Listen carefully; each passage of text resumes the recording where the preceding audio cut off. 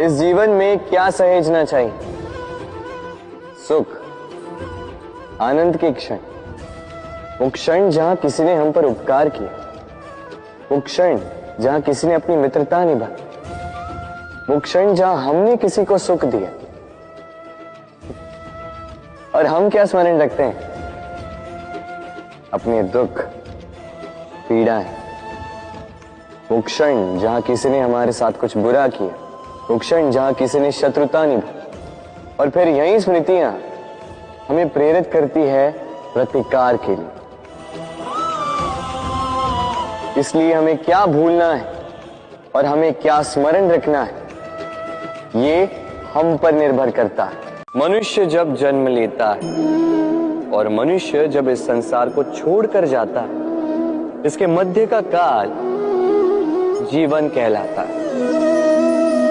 और इस जीवन में संघर्ष तो करना ही पड़ता है, कभी शिक्षा के लिए, कभी काम के लिए, कभी वास्तविक युद्ध करना पड़ता है।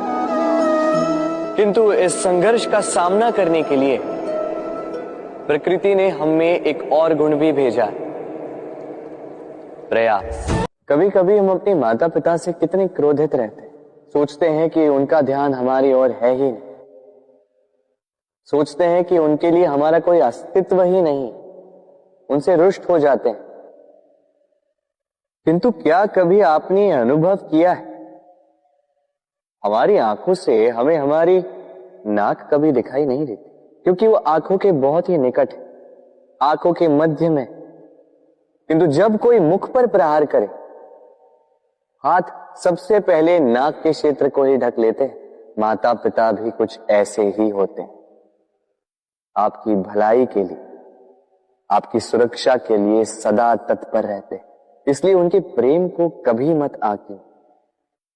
आवश्यक नहीं कि उनका प्रेम आपको हर बार स्पष्ट रूप से दिखाई दे। जीवन में कुछ भी पाना हो तो सोच और कर्म बड़े आवश्यक होते हैं। किंतु क्या केवल सोच से या क्या केवल कर्म करने से आपको सफलता प्राप्त होती? नहीं। कुछ लोग सोचते रह जाते हैं, कर्म नहीं कर पाते, और इसी कारण से उन्हें सफलता प्राप्त नहीं होती। कुछ लोग बिना सोचे समझे कर्म करते रह जाते हैं, उन्हें भी सफलता प्राप्त नहीं होती। क्यों समय आपका सबसे बड़ा मित्र और समय ही आपका सबसे बड़ा शत्रु है?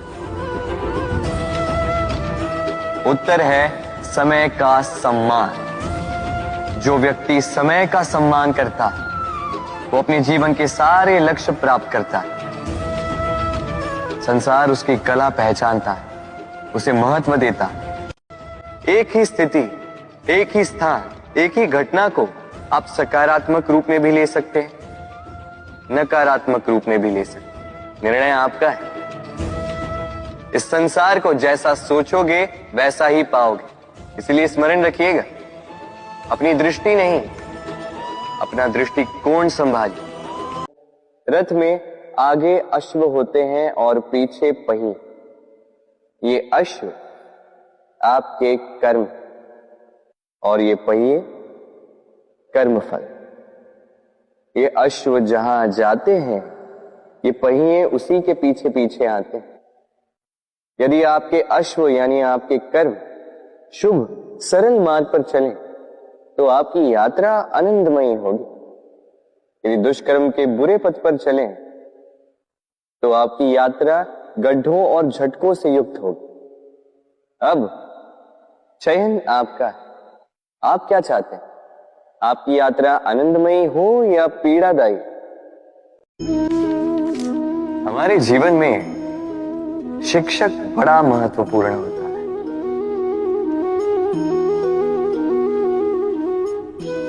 शिक्षक जो हमें जीवन जीने की आवश्यक कला सिखाता है, जीवन जीना सिखाता है, और जाने के पश्चात भी नाम कैसे रह पाएगा ये बताता है।